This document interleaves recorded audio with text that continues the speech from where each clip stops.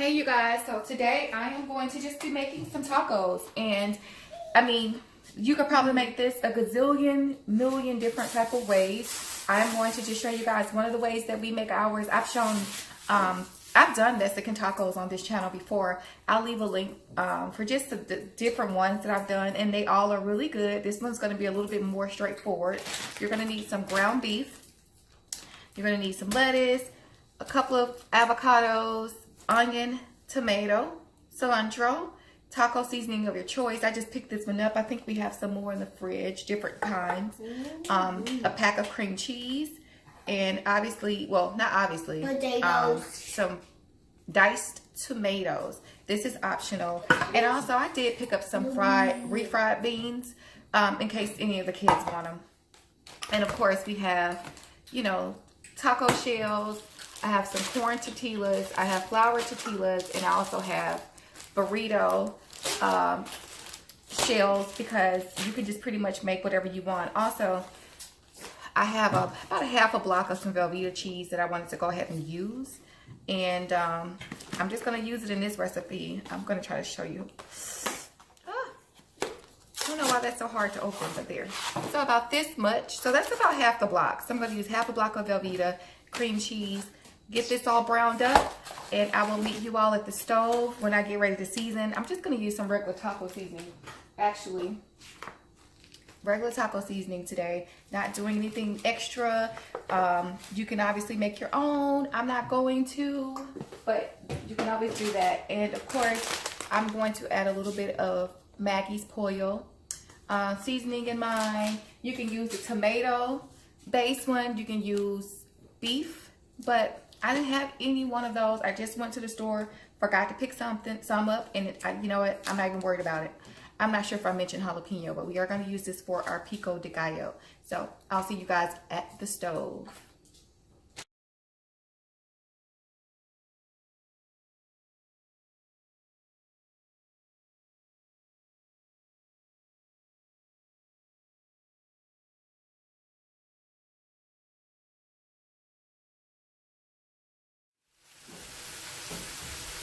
All right, y'all. So this is done. I'm going to go ahead and drain it, and I'll meet you back at the stove.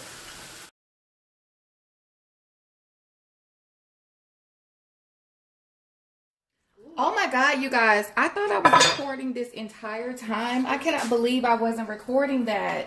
Okay, so all I did was, I'm not even sure where I left off. I definitely added the can of diced tomatoes. I filled this up with water, and then I poured about, from the top till about here, about that much of water, along with adding that 1 pack of cream cheese, along with that half a pack of Velveeta that I showed you guys in the beginning. That's all I've done. Another thing too is that I was saying that if you are trying to find a way to stretch the shredded cheese, because that can be one of the more pricier items for this dish, you really could get away with just using a pack of cream cheese in this mix. Skip the Velveeta, but the cream cheese only, and that'll also give your mixture like a really good cheesy flavor without you having to spend a lot of money buying shredded cheese. So that's just one of the little tricks and tips that I've learned over the years. But we're gonna let this cook on down and let the cheese melt in, and it's gonna be done basically when that cooks in all the way.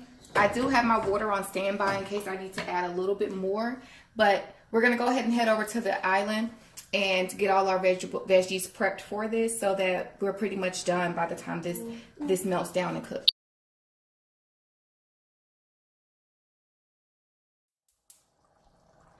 I'm just gonna turn this on really, really low and just bring that up to temp. And I think that should be it. Once it warms up and stuff, I'll taste it and see if I like to add any of my own seasonings. Also, I'm not sure if you all caught what I did earlier in this as well. I did add also some garlic powder, and I added just a little bit of this Tony Creole seasoning. I mean, I put this in just about everything. So that's just my own way of seasoning. Of course, leave that out if you know you don't want it in yours. I mean, because that's something that is completely optional. And I could just tell by looking at this mix, you guys, I will not need any more liquid.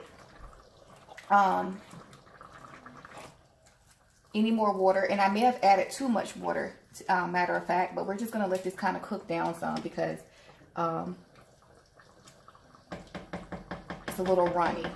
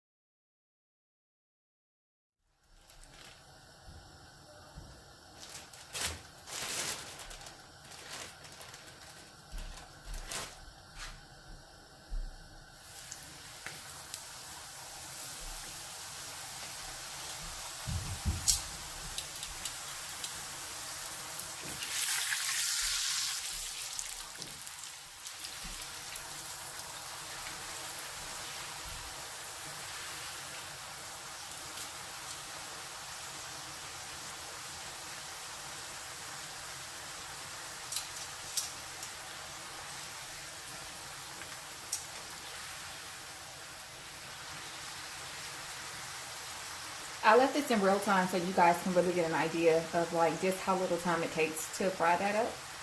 So I don't even think it's been a whole minute, but these are already crispy and they are ready to come out of here. So I pretty much just try to hold it over. I have some paper towels over there on the side where I'm just kind of draining these off. If you have some type of rack, you know, or something like that, then of course, like, make sure you put yours on that. But just working with what I got.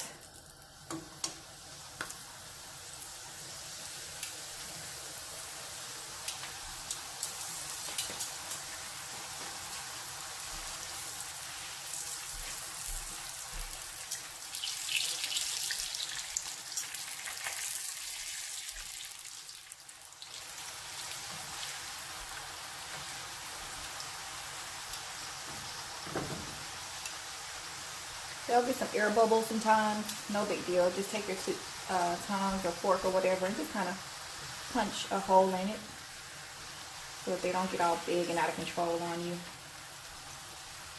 But these are the yellow corn tortillas. You can use any kind. You can even do this with your flour ones. But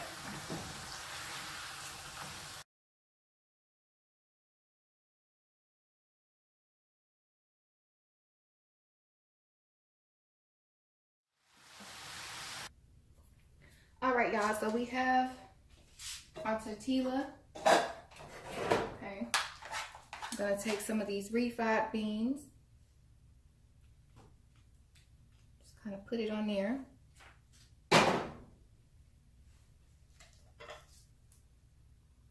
Spread it out.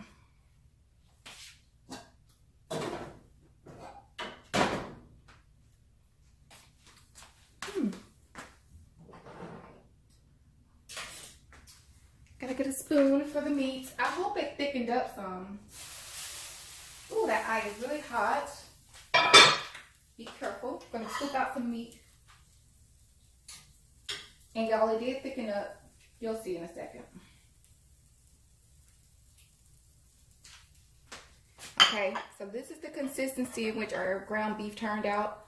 Again, I'm not the biggest fan of that, but it's too late and I messed it up. So don't make the same mistake I made this time, okay?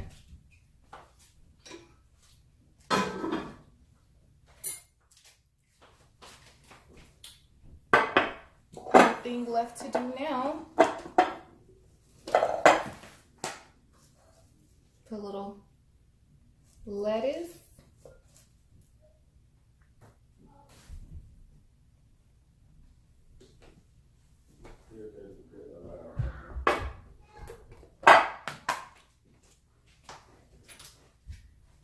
A little pico, gallo,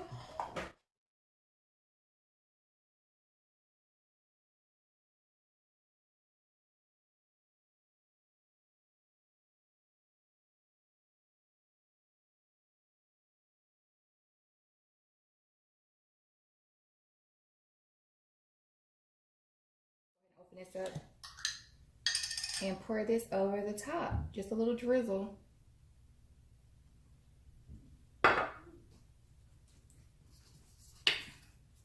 Sour cream. And there you have it. Rotel dip, tostada, nachos, tacos, burrito, whatever you want to make out of it. Don't forget to like, comment, and subscribe, and let me know if you guys tried this recipe. Talk to you guys later.